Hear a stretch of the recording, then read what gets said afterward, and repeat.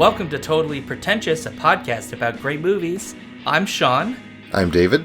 And on today's show, we are finally, officially returning to talking about friggin' movies. And today we're going to be talking about Fritz Lang's M from 1931. Kind of a big deal, y'all. Just a little bit. And hi, we're glad to be back. Yeah, right? So, David, why were we gone? Oh, I think usual life excuses. Weren't you wrapping up the minor work of writing a PhD thesis and that sort of thing? I mean, David, I couldn't help it. I just had to do it. I couldn't stop myself. I just had to do it. It's a habit-forming activity. Sorry, I'm parroting lines from the movie. Of course. Yeah, there's me right off the bat derailing the joke. If we had Paul with us, like, for sure, you would have got the joke because he would have done his uncanny Peter Lorre. It's Peter Lorre. Yeah, so, pretty much I just had to finish doing a PhD, which I now have. So, which everybody else who listens to the rest of the Skiffy and Fanny Show podcast knows at this point. But I don't care. So, so well done, Sean. So, I think that kind of covers it, David. Like, we just had life stuffs. Writing and also the excuses of just, when should we do this? And it's always, we were both frantically busy with marking and writing this, that, and the other thing. And it's just, life. And you also released, I think in the last 2.5 years, like 47 novels. Not quite. Oh, I'm sorry. What's the real number? 32? Oh, I honestly don't know. It averages out to about 3 a year, I think. So for those that don't know, Dave, he writes for the Black Library. And for if you don't recall, and so that does mean that David has a very demanding publication schedule, which is great because it means that you're always busy, and I'm sure that's also bad because it means you're always busy. It's both. Deadlines are hard taskmasters. Oh, I know that all too well. So I think that kind of covers that, and we'll kind of dive now into talking about M, which is the film that I had originally picked after we talked about Succubus, which is a podcast you will all have by now. And so M I picked, I think, mostly because I wanted to watch a Fritz Lang film that was not Metropolis.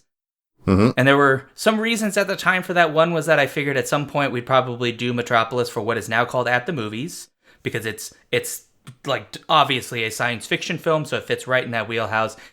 And it was an excuse for me to try something of his that is not in the same wheelhouse, because most of what I understand of Fritz Lang was his silent film era stuff, and not anything from this point, which is when he starts doing the talkies, of which M, as in other words, most of his career. Well, yeah, so fair point. Yeah, I've just missed everything, David. Yeah, and this is as I recall, this is the first film that Fritz Lang did that was in the talkie variety, and it is interesting because it is not at all like the kind of films you would expect in the talkie variety from the 1930s, because it does some very interesting things with sound. Yeah, as some critics have pointed out, you'd never know that this was his first sound film, and an absolutely masterful use of it in conjunction with the visuals. He hit the ground running as far as the use of sound was concerned. And very clearly a man who really thought about film itself. He wasn't just making entertainment. He was very conscious of what film could do.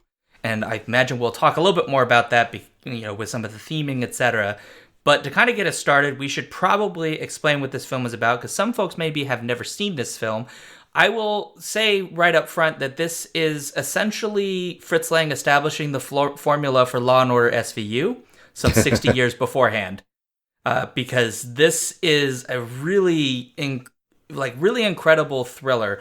The basic premise of it is set in Germany, in, as I recall, Berlin, and it is, this beautiful bustling city, all these people running around, and what we learn right off the bat is there is a murderer, specifically a child murderer, who has killed a number of children already. There are wanted posters, etc., and then as we get deeper into the story, more children are killed, and then the town sort of begins to really kind of pull itself apart, desperately trying to find this man, who's played by Peter Lorre, a man by the name of Hans Beckert.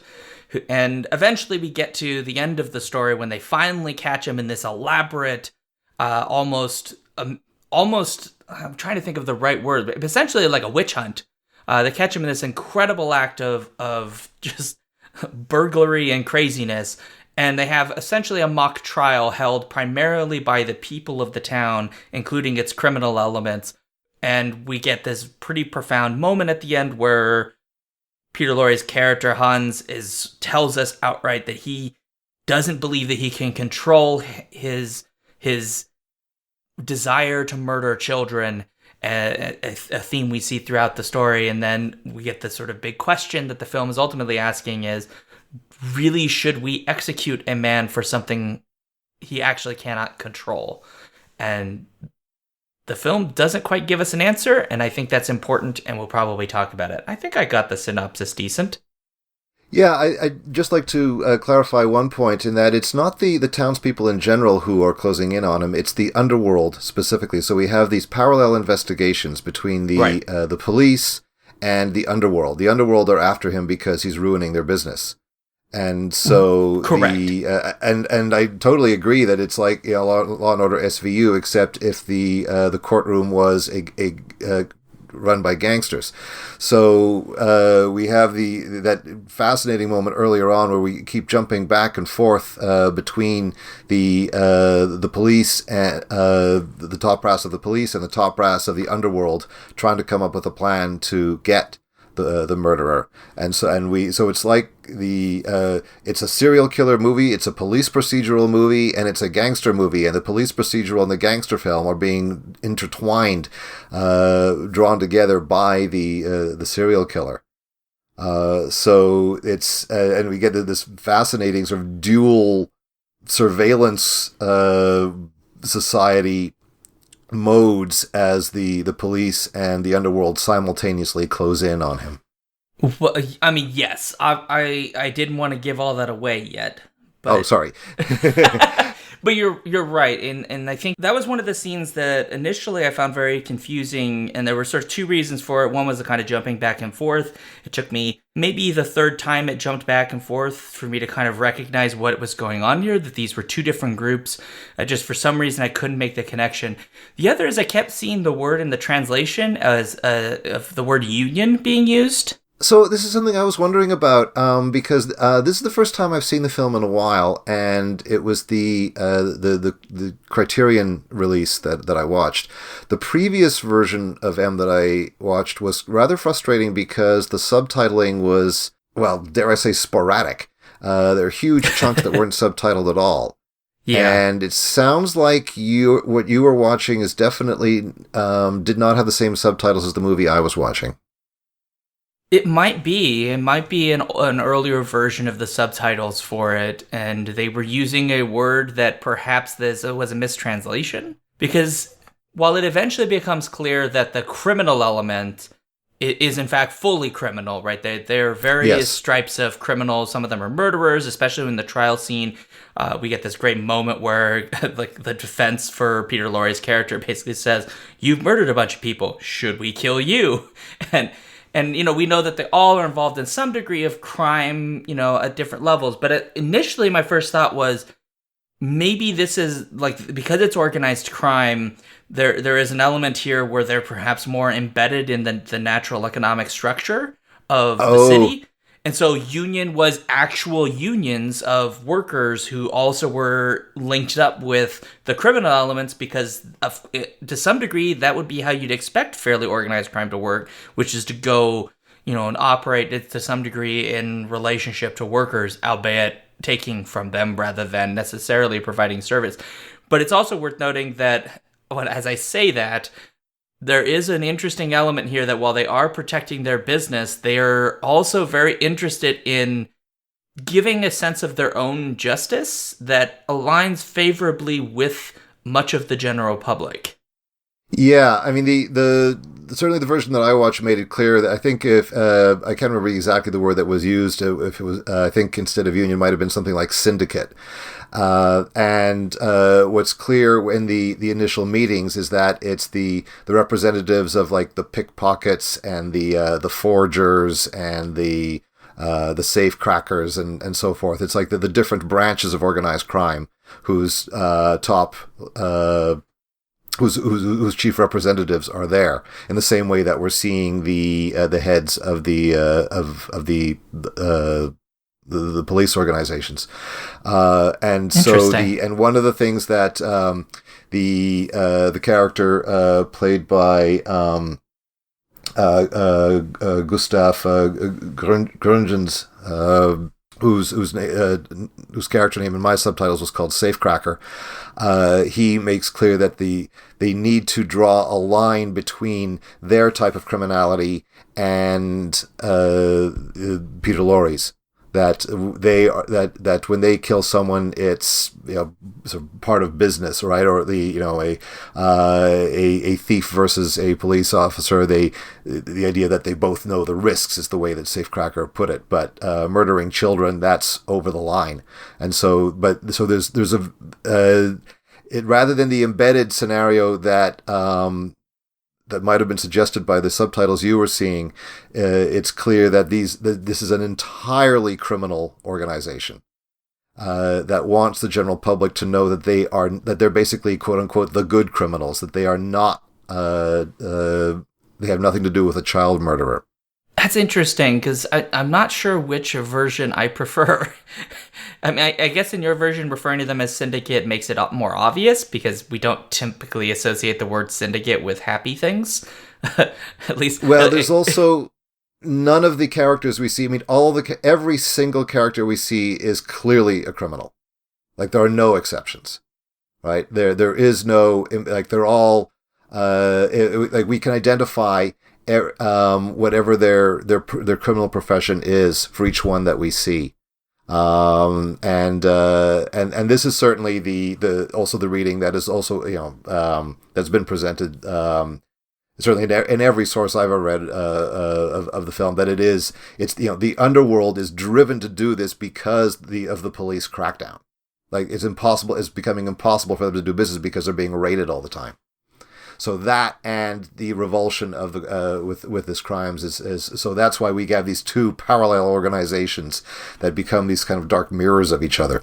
So I guess one of the things that maybe I found a little bit confusing on this point is that there is a moment where we see a police raid, but the owner of the establishment, like bar owner or whatever you want to call it, I didn't get the very distinct impression from my perspective that she was criminal. And the way she talks about the criminals that supposedly are there, and I assume many of them perhaps are vagrants or some form of criminality or undesirable. But the way she talks about them is much how she would talk about everyday citizens, right? People who they're afraid, and like men are afraid to like go home because are afraid to talk to children for fear that they may be suspected, and all of these kinds of things. And she's not just talking about everybody. It seemed to me that the bar owner is talking specifically about the kinds of people who go to her establishment, who are heavily implied to be, in many respects, some of them are criminal, perhaps all of them are. It wasn't clear to me. Yeah, again, it's kind of like she is serving the criminal classes. So she may not be herself, but in the speech she's making clear, like basically because at least in the subtitles that I was seeing, she was identifying who they are, toughs and prostitutes and so forth. Was the sort of basically the language that she was using. Oh, interesting. Okay, I could guess I could kind of see. I mean, technically she would be a criminal if she's serving criminals. Yeah, she's just. I mean, it looks like it's there's a suggestion of like borderline speakeasy or something like that. I mean, obviously it's not. It's Germany in 1931, but it's that kind of. It seems to be a private club. Let's put it that way. Yeah, it's a sexy private club. Yeah, not so sexy. There really isn't that much sexiness in it, and definitely no flapper girls. So anyway, but one of the things that we probably should talk about is the history behind this film, because it is Fritz Lang's first sound-based film. It is also a film that comes out in a period of, shall we say, rapid, very terrifying change in the country of Germany, of which Fritz Lang would become very much personally affected by, given his own Jewish heritage. Peter Lorre as well would be affected by this and would be, effectively forced to leave country.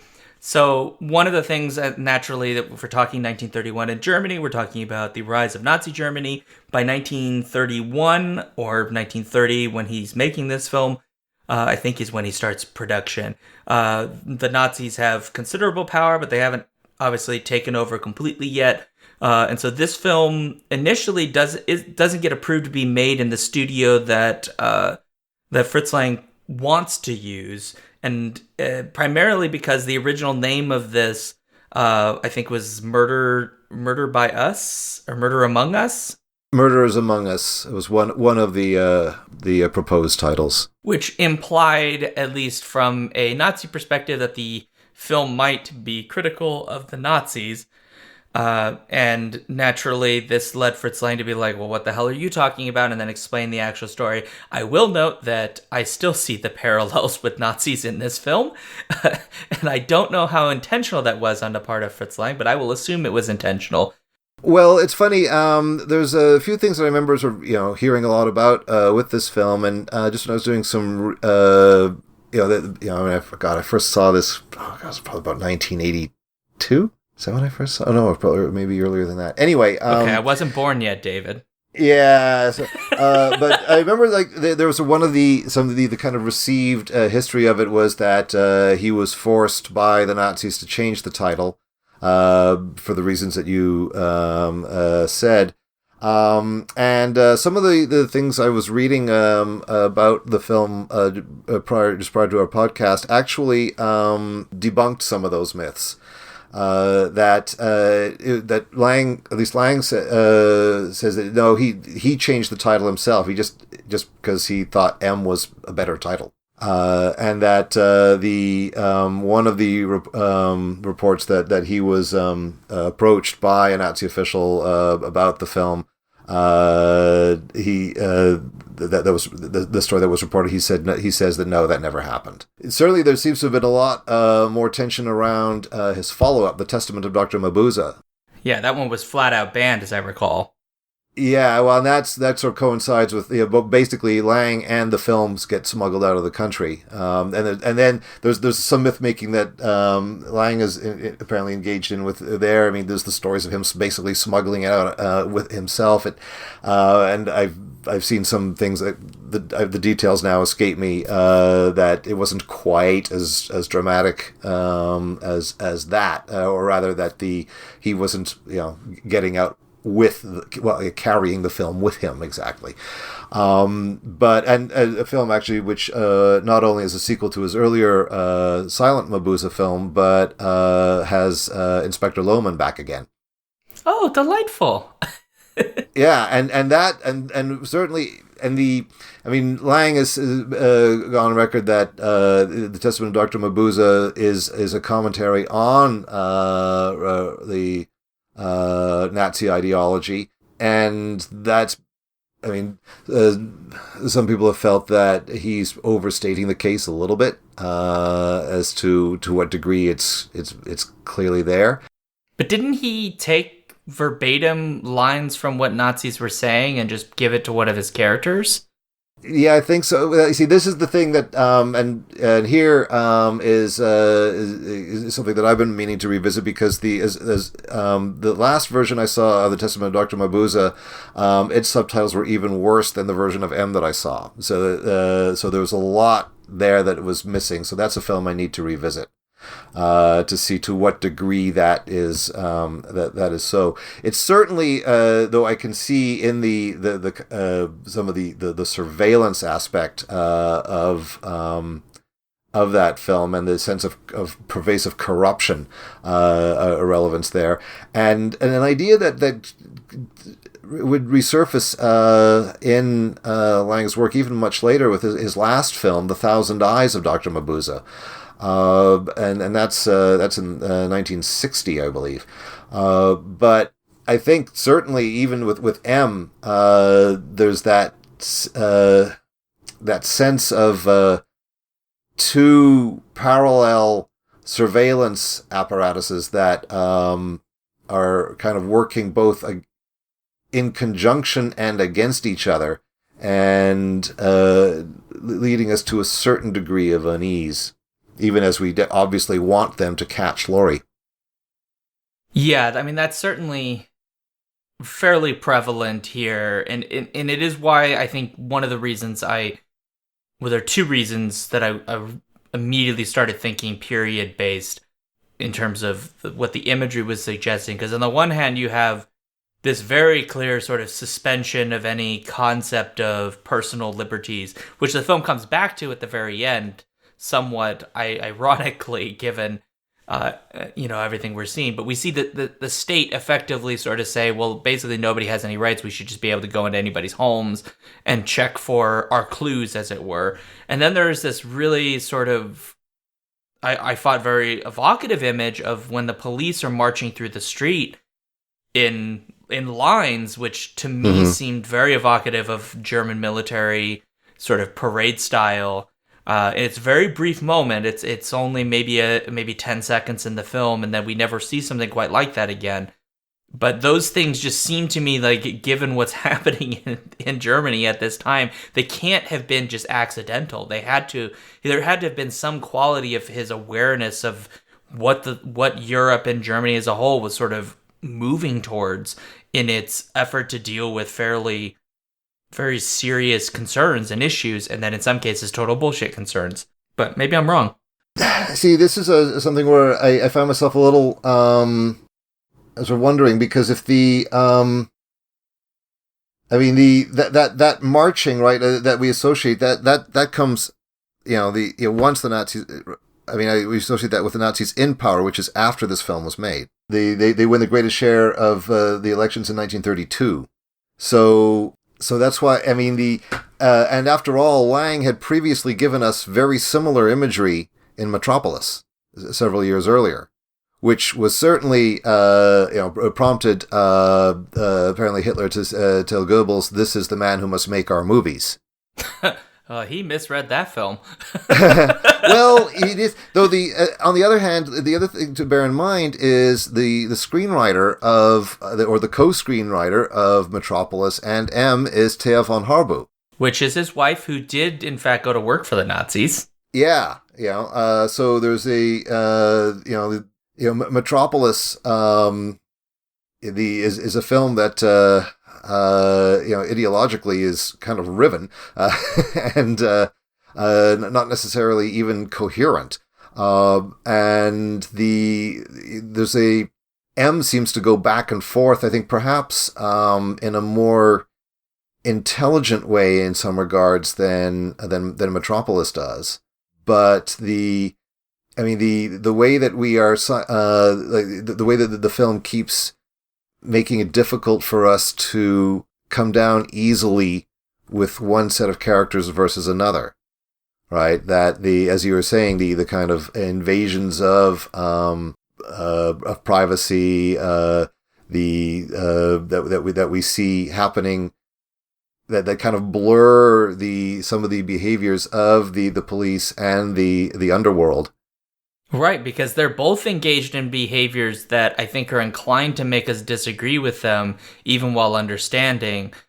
And it's sort of, I think that you get to the end and it's really hard to say, like, we all agree that Beckert is, regardless of whether or not he can control himself, he has done great evil.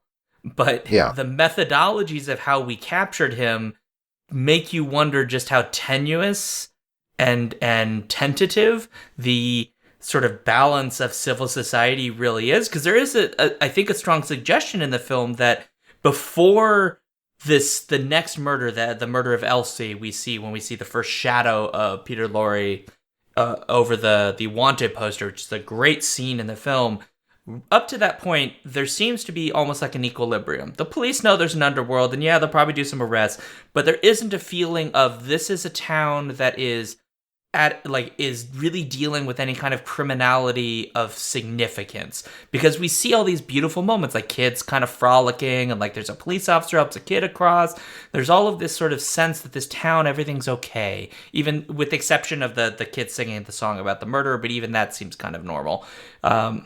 And then as we get further in, we kind of see society sort of pull itself apart, and it's really actually kind of terrifying. Yeah, and all of that's really in the first 20 minutes, right? I think there is.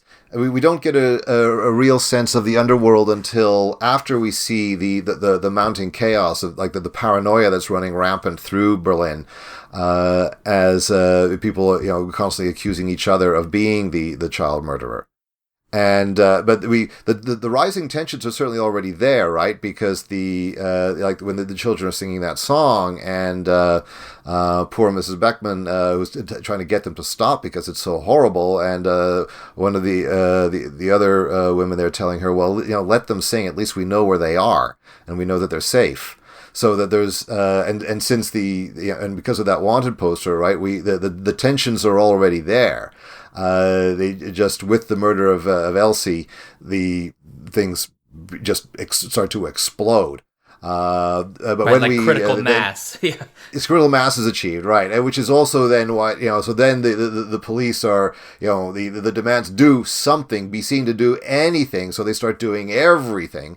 Which then we get the reaction of the underworld is like, well, we can't do business anymore. We see just how vast that other level of society is, especially in that incredible tableau that we get of when Laurie is captured, and we see the tribunal and the huge crowd in that deserted factory. That shot is really good because there's this. The scenes before that of them sort of capturing him are they feel very claustrophobic, and a lot of that I think is intentional because of the way it's designed, right? And from Laurie's perspective, he is sort of like a rat in a trap, right? And a cat's closing in. But they're in this office building trying to capture him because they know he's hiding in there somewhere. But then when we get to that scene, they're in this like dungeon almost, and it opens the space, but the second you see the people, it's just this. It's so massive that it's claustrophobic in like a different way, right? Before it's claustrophobic, like the walls are closing in. In this way, Laurie's obviously feels trapped in, but what we kind of get is this sort of widening of that field and realizing that even in a place as big as this city, right, that the trap can close in on you if people are just pushed to that limit, which all of them are, right? I mean, as you know, you've referred to it as the tribunal, right? This is like extrajudicial. All of this is, despite having all of the airs of as though it's a legitimate trial. It's. I mean, I love the way that this film sets up that moment, and a moment in which Peter Lorre, I think, also gives possibly the best performance in his entire career, because it is an incredible performance on his part, and he should have been nominated for an Oscar, but America's terrible. I checked, he wasn't. No, it is an extraordinary performance, and that sort of pathetic quality that he radiates, but then there's that truly awful moment when he's describing the compulsion and how he's being haunted by himself, and then the only time that he isn't being haunted by himself is when he's actually killing a child, and that moment is when I'm doing it, and his face becomes positively demoniacal, and there's this the terrible suggestion of a smile, just this, he's consumed by some kind of dark ecstasy, it's there for just a fraction of a second, but it's absolutely bone chilling when he does that. And it just occurs to me, saying that the way his face transforms, I'm suddenly thinking of that moment, the first time we actually see him, I think it is, not the shadow, but actually see his face when he's looking in the mirror, and he is playing with using his hands to pull his lips back, and the expression that he does there is a little bit like that weird, flashing, terrible grin that is there momentarily in that speech at the precise moment where he talks about the actual moment of killing. Yeah, the scene you're thinking of is, I think, the first time we officially see his face is when they're describing his handwriting and they're analyzing it to make Yes. assumptions about his sanity. It is worth noting that this film tries to really lay down a lot of foundation so that when we get to that trial scene, the things that Laurie says are believable.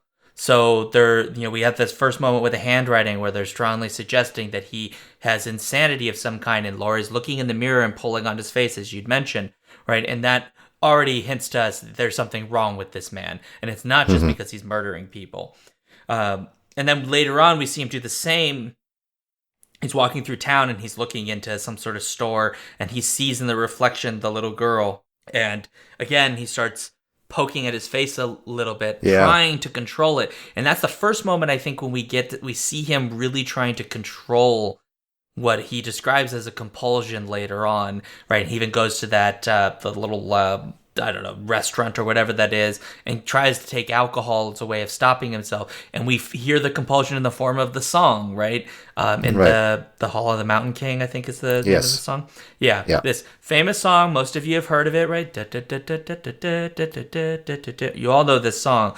It becomes much more insidious when you actually hear Peter Lorre whistling Yeah. it compulsively. He can't control himself. And he even sees that, right? When he's whistling and he's like, oh, I gotta stop myself. He tries to stop himself. So when we get to that final moment and we see him sort of finally give in to the fact that he's probably gonna die here, and so I'm just gonna let all of it go, and he tells us how much he can't control it, we believe it. Hmm. I really believed it. I'm like, and the weird thing is normally these kinds of films, I tend to side with the people trying to give vigilante justice, which is probably because I'm an American and I'm messed up. But in this film, even though I wanted Laurie to get turned over to the police because I got to that moment and I was like, but the question they're asking us, I think that the answer is it doesn't make them better people to kill him. It just makes them as monstrous as he is.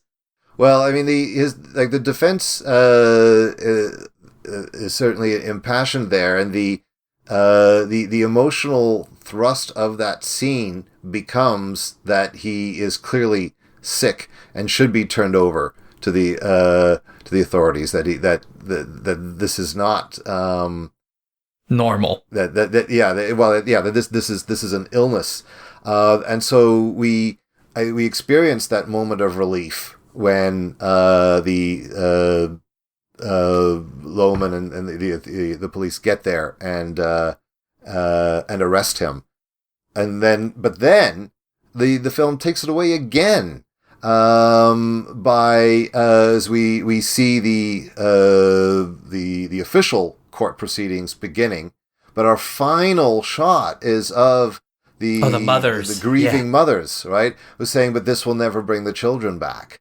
Right, so it's like I mean, it's a brutal film. Yeah. The and like that the It's justifiably famous opening scene, right? Which is really a tour de force, where the deployment of sound, to constantly emphasize the what ultimately becomes the terrible emptiness of a frame, right? Where it's the absence of a child, and the two the building up to that moment of Elsie's mother's voice crying, "Elsie, Elsie," as we just see empty shot after empty shot of staircases and such, and then the terrible rolling of the ball and the floating away of the balloon.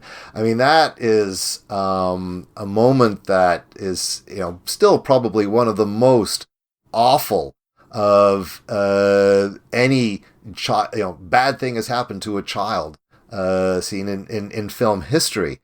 And the build up to that, right, with Elsie's mother sort of watching the clock, right, and then all the false alarms of hearing what must be surely Elsie coming up the stairs or knocking at the door, and then it's not, right. The film perfectly captures moments we haven't had. Hopefully, most of us don't know that particular awful experience that Mrs. No, sorry, I've forgotten her name. Beckman? Beckman, yes.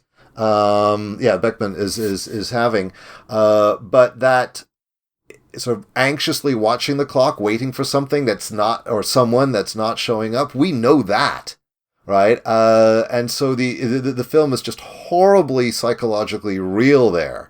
For all that, Lang's expressionism is certainly present in the movie as well.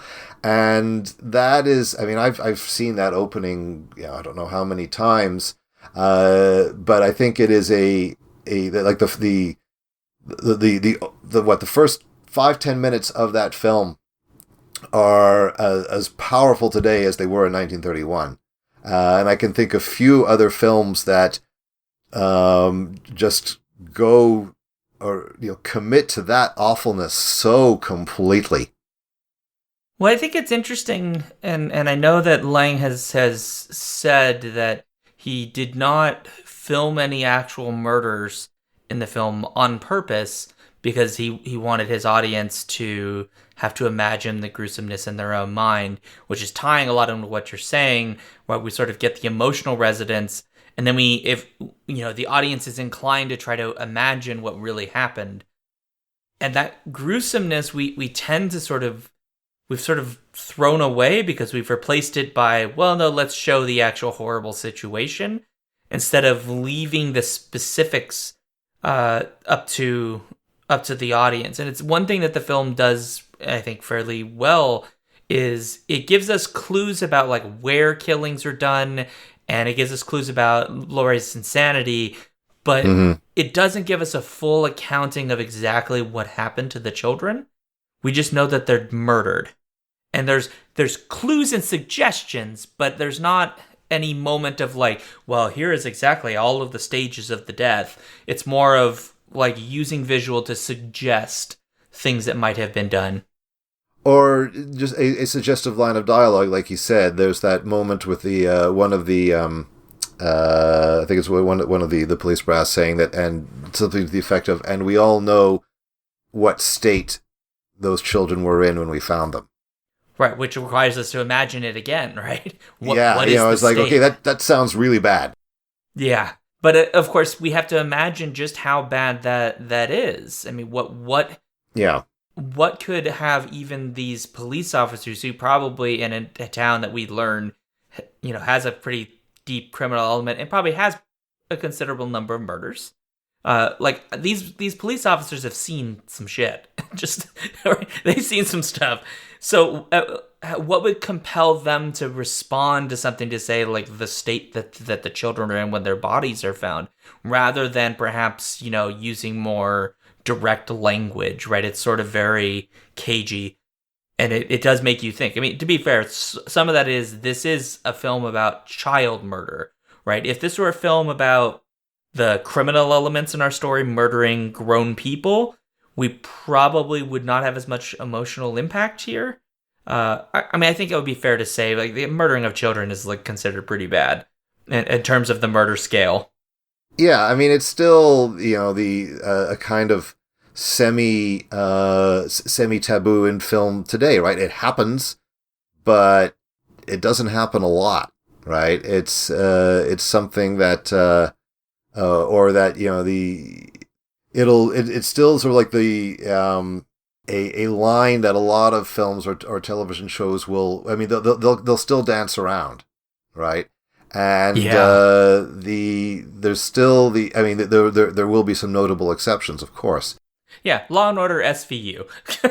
Yeah, but I don't think I can't think of any show that like that. Well, SVU, it's like sort of child murder of the week, I guess. But even there, now correct me if I'm wrong, but it seems to me that all of the murders that we see that happen in those shows, it's always after the fact, right?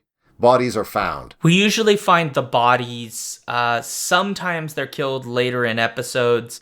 Sometimes they're not killed at all. They are just usually it's assaults of young children, right. And given what SVU stands for, I think I don't need to describe exactly what that means. Right. which we also know is strongly suggested is happening here too. It is. It's heavily implied that's what's going on. Yeah. Yeah, and so here we get that the long drawn out opening of the child being lured, and then the images of the ball and the balloon, just in the like power lines when it's shown. That's the moment we realize she's definitely that's it. She's gone. Yeah. Yeah. And I don't know if you went there as well, but like the balloon that she gets is like a balloon person with little arms and stuff. And when it's floating up, either it's hitting the power lines or it's just flying past them, right? It looks, I mean, it's very evocative of like a person, sort of something terrible happening to them, and then they disappear. So I don't know if there was an intentionality there, but it made me immediately feel like it was a substitute for this little girl in a way.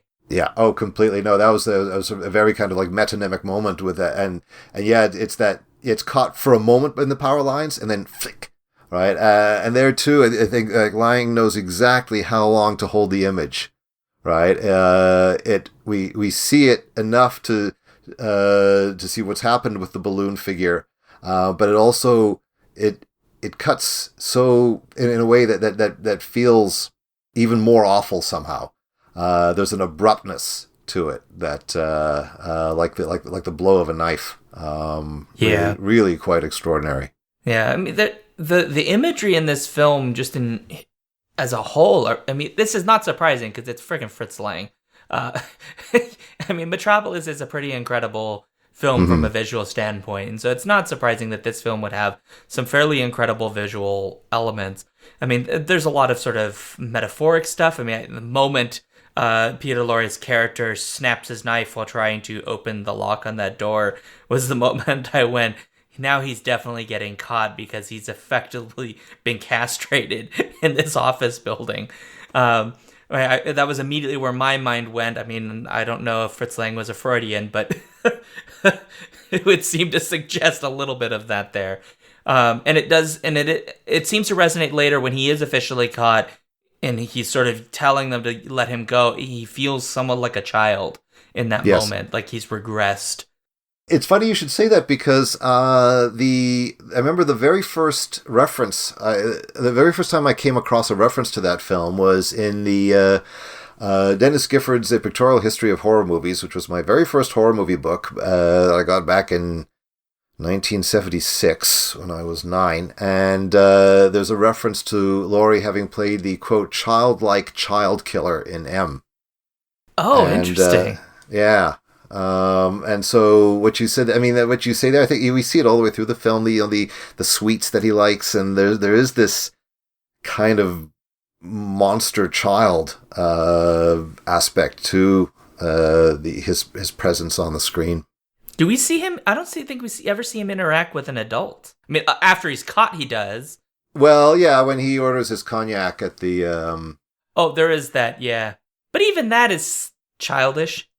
The only time, the only adult interactions we see before the manhunt is when he's buying something, right? So the balloon from the beggar, the sweets from the candy store, the cognac at the cafe.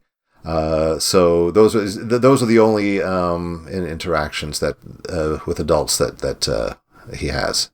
And of those interactions, the only one that could be perceived as adult is the cognac. Because buying candy, right, those would be things we'd expect of children or of people doing for children. The balloon, very much a childlike interest. And even the way he buys the cognac, right? He first starts by saying he wants a coffee, and then he's like, no, he wants a different alcoholic beverage. I think it's a vermouth or something like that. Vermouth, and then he says, no, cognac. But the way he's saying it is impulsive. And I think very childlike. And when he gets it, he sort of takes it not as somebody, like an adult, the way they would drink the drink. They would, even if they're taking the whole thing as a big shot, right? There would be a degree of aggression. And the way he takes it is almost like he's grabbing this like a toy and like downing it as quickly as possible because he's losing control. It feels like he's a kid. That he's trying to control something with something that otherwise would be adult, and it doesn't work, of course, because he can't control his the whistling. This is the moment when he can't control his whistling, and then he goes after the little girl, unfortunately, and then this is when he gets caught. The clever moment of the M on the back of his coat. Yes, yeah. That's a great scene, that pursuit through the shadows with the telltale M on his coat. I mean, that whole sequence is pretty, incredible. Just the amount of sort of detail in the cinematography of sort of conveying the space of this city, the shadows and the darkness, right? I mean, there's this moment when he goes around the corner and he stumbles upon one of the people watching him, and they have this eye-to-eye moment, and Laurie's his character's immediate reaction is fear, and then maybe I should tip my hat because that's what you do to adults. And then he stops, and then he tries to run again, and we just get this sense of this weirdly empty city. Yeah, and I was thinking with regards to that Lang is one of those directors, like I would say Kubrick and Antonioni, among others, with a very profound understanding of space. Yeah. And its uses and appearances on the screen. And it almost like a revelation in this film to see how the amount of sound we have happening off screen, serving to emphasize the emptiness of that space. But it's not like for instance, some of the, sort of very early sound films where you might, like so much attention is being paid to sound that images are being neglected. So we're staring at an empty room while we're hearing a character walk in and open a door and then walk inside. And then the line is delivered and it's like, yeah, okay, come on. Whereas here, every second of emptiness in the frame, whether we're getting sound or not, is chosen carefully, and yes, creating that city which goes back and forth from being very crowded to very empty, depending on the need of the scene. Yeah, I mean, the sound design, I think we've talked about it a little bit already, and as you rightly point out, is enormously clever and very purposeful.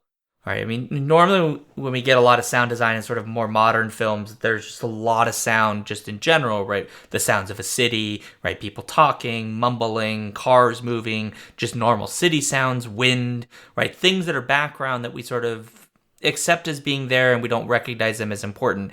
And this film does not do that. It's sort of very deliberate in the sounds it chooses to give us. So there are moments of like pure silence, which makes sense for a director who began by making silent films.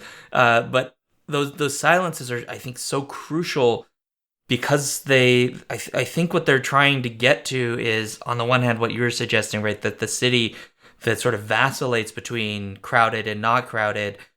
But on some level, there's almost like a human quality to that silence, because when we get sound, we get the humanness. But when we get to the absence of sound, the city doesn't feel human anymore. It feels almost like an entrapment, like a giant living trap.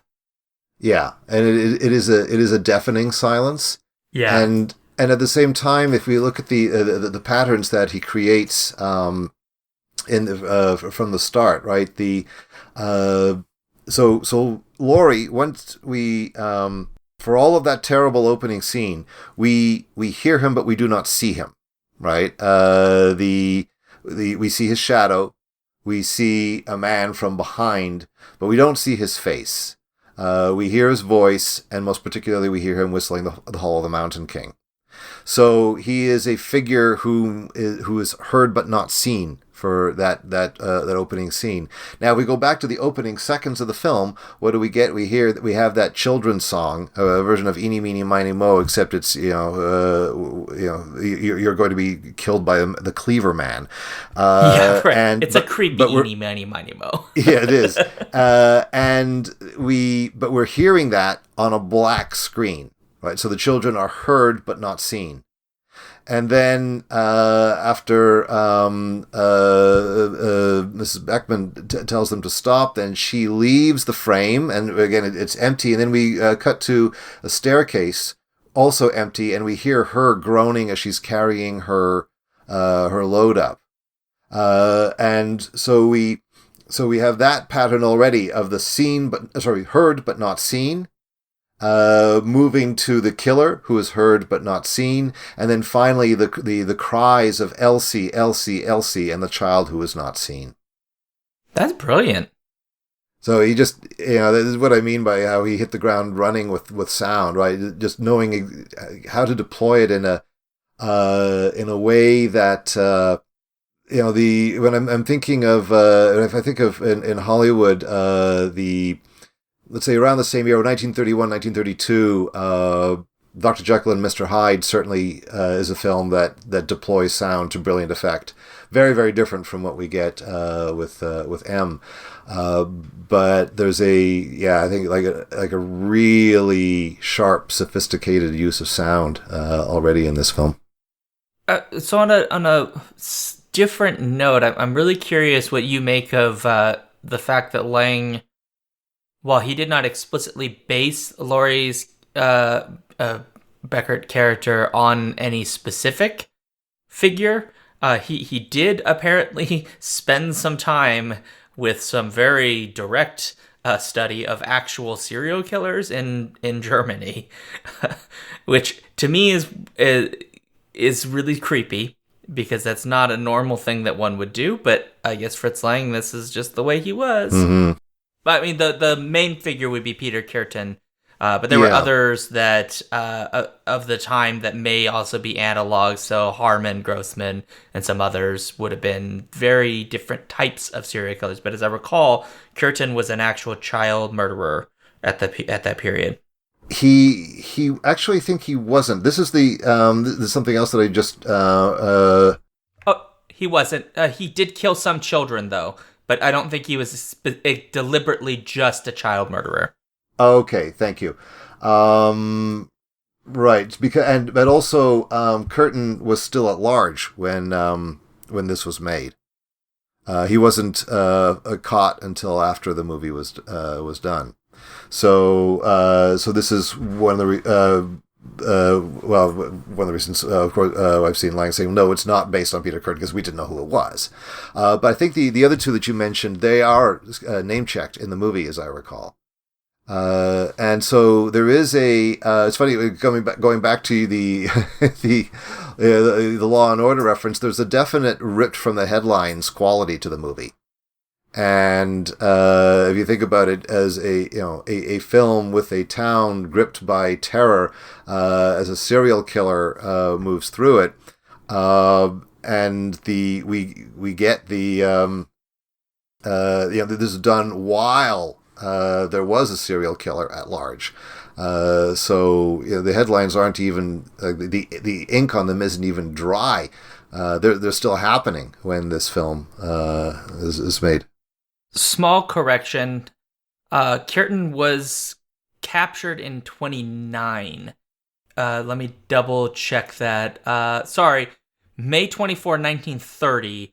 His crimes that he was, I think, ultimately charged with, the last of them would have been in 1929. He may have committed other crimes between 29 and his apprehension. So he would have been apprehended probably around the time that Lang was trying to make the film. Okay, yeah. So that I see those dates because Lang started. He didn't start filming in right immediately in 1930. He did start in 1930. I'm not sure exactly what day he started in 1930, but I know that he did some sort of advertisement about the film in 1930, but he had not. I don't think he had done it yet because he still didn't have Stacken Studios to let him use their locations. I don't know. Yeah, so here I'm actually you're right. Like I'm seeing an article that from the period that was condemning the film for being released 3 weeks after the trial of Kürten. I'm thinking of another Lang at least claiming that it wasn't specifically based on him, but more the kind of killer. Yeah, I mean, as far as I know, he rejected the notion that he based it specifically on Curtin, and I think that that's, even if he did in fact go in, what the rumor is that he went and stayed in the whatever the asylum where Curtin was hanging out, and interviewed him. I don't know if he actually did that, but that's the sort of apocryphal story because Fritz Lang was weird, I guess. Even if he didn't do that, this is a period in which there are a number of major serial killers Yeah. in Berlin or related areas of Germany that would have been in headlines for sure, and all had fancy titles, right? So there's Curtin is the I believe he's the vampire of Dusseldorf, Mm-hmm. and then there's one who's like the Wolf Man. Like they're going definitely for Universal horror monster names. So, but yeah, so. Whether or not he picked this specific person, I mean, I think they go with like the Curtin reference primarily because of some of the similarities in what the crimes that Curtin committed. But I don't think it would be fair to say that Lang is trying to specifically riff on something, on a specific murderous person, but rather on the concept of, I think, the ability to control murderous instincts, if that makes sense. Yeah. Right. And I found the quote from Lang that I was looking for. His point was that the script of M was finished before Curtin was arrested. So not the film itself, but the script was done by then, before then. Okay, so at that point, anything he might have done would have been fairly minor adjustments if he changed anything at all.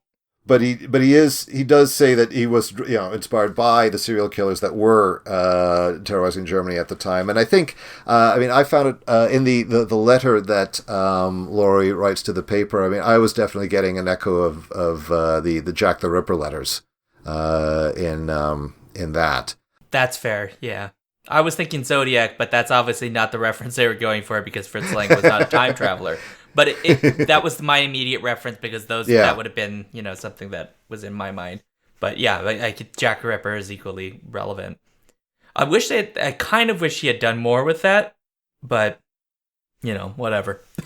It was kind of like a one-off, and I really kind of would have liked a little bit more of his, because he's like toying with people, but we don't really get, the film doesn't really dwell on that element. It's just one of the things that the police uses to try to analyze him.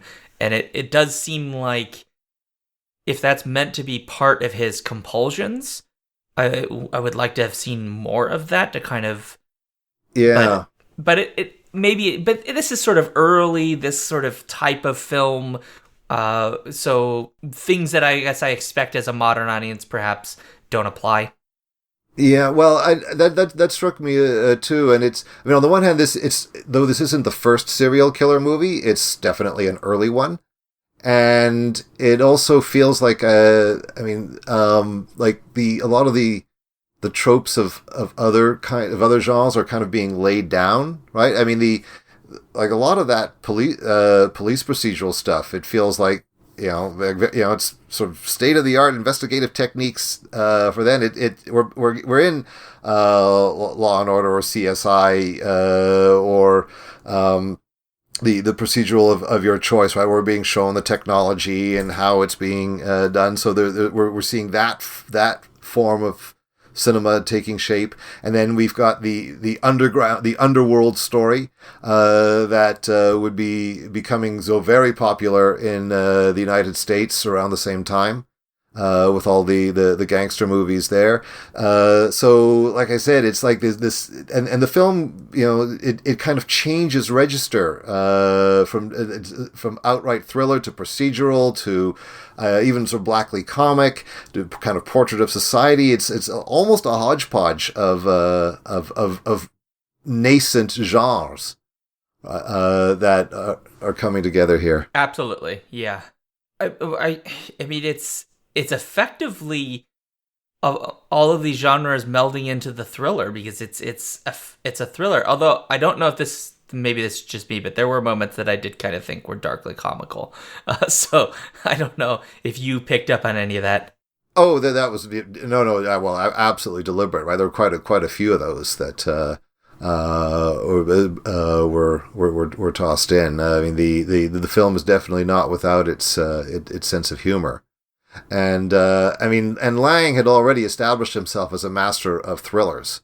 So you have particularly most spies before this, and most particularly Dr. Mabuse, the gambler. Which is his kind of epic crime lord, crime master serial. Well, no, it wasn't a serial, but it was this 2-part crime epic with its hypnotist crime lord at the center. This is fantastic, but we sadly, I think we got to start to wind down because we can go on forever. Yeah. This is what we get for going back in time to something from the 1930s, right? And the massive influence that films from that period would later have. Especially, I think, had a profound influence on a lot of our expectations about the kinds of films we're talking about, right? The genre films we're talking about. So it's a great movie. And you should all see it. It's really good. If you liked Metropolis, you'll also really like this. And if you didn't like Metropolis, you'll probably still like this. Well, for one thing, it's not almost 3 hours long, so. True, it's like an hour and 48 minutes. So, and there is a shorter version probably floating around somewhere, but don't watch that version. So, although apparently Variety, back in the ancient times, did say that this film was a bit slow in parts, which I find amusing because I didn't find it terribly slow. I found it very methodical. Yeah. And that to me seemed like the point, so that when we get to the climax, it feels more like a payoff for what we're shown throughout. That this is supposed to be a grinding build-up to a moment that we think we're getting one solution, and what we actually get is suddenly we realize we might have been wrong the whole time about what would be the appropriate course of action. And that's, I think, much more fulfilling as a film than if they just had him get offed at the end and then just been done with it. No, I think the film sort of keeps never allows us to come down easily on any kind of pat conclusion.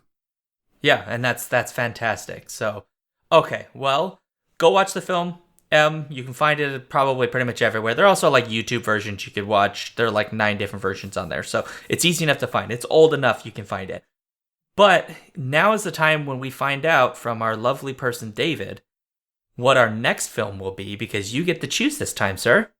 Right. So, thinking about M and its position as an early, very important serial killer film, then made me think of Val Lewton's The Leopard Man, which was the first American serial killer movie, and as recounted in if I might make a side plug, the Secret Histories of Hollywood podcast, the chronicling Val Lewton's career, is an absolutely stellar series, not to be missed. I mentioned this in my looking ahead clip for Skiffy and Fanti, but the most recent episode runs 4.5 hours, and you'll wish it ran for 6.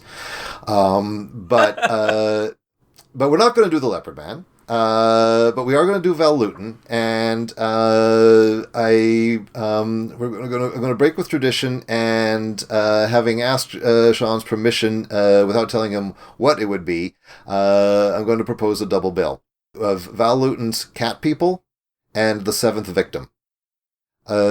Cat People was his genre-redefining horror film that at a time when Universal Studios was turning to the monster mashes, Lewton produced this beautiful bit of psychological / supernatural / play of shadows horror. And it's also the movie that where you will encounter the cinema's first jump scare. And The Seventh Victim was one of the other series of magnificent horror films he did at the time, following the success of Cat People. And if you watch the two of them together, you'll see that The Seventh Victim is actually a kind of prequel to Cat People, because there's a character in common with the two films. And the result of seeing the two of them together, The Seventh Victim is one of the darkest movies to come out of Hollywood in the 1940s, just by itself. Watch it in conjunction with Cat People, and it gets even bleaker. So I do see the two films as really important to see together. They're both quite short, 73 minutes long, and so I'd like to talk about both of them next week. Next episode. Well, maybe next week. Who knows when this will come out? Yeah, so... Okay, perfect. All right, so we're doing 1942's Cat People and 1943's The Seventh Victim. You got it. Which you can watch in a number of places. It is streaming, etc., so you've got options, folks. Okay, I lied. One of them is streaming every. Cat People is streaming most places. The Seventh Victim is still available, though? Yeah, you can get it on Vudu, but it just seems like Vudu's the only option if you're going to stream it. So...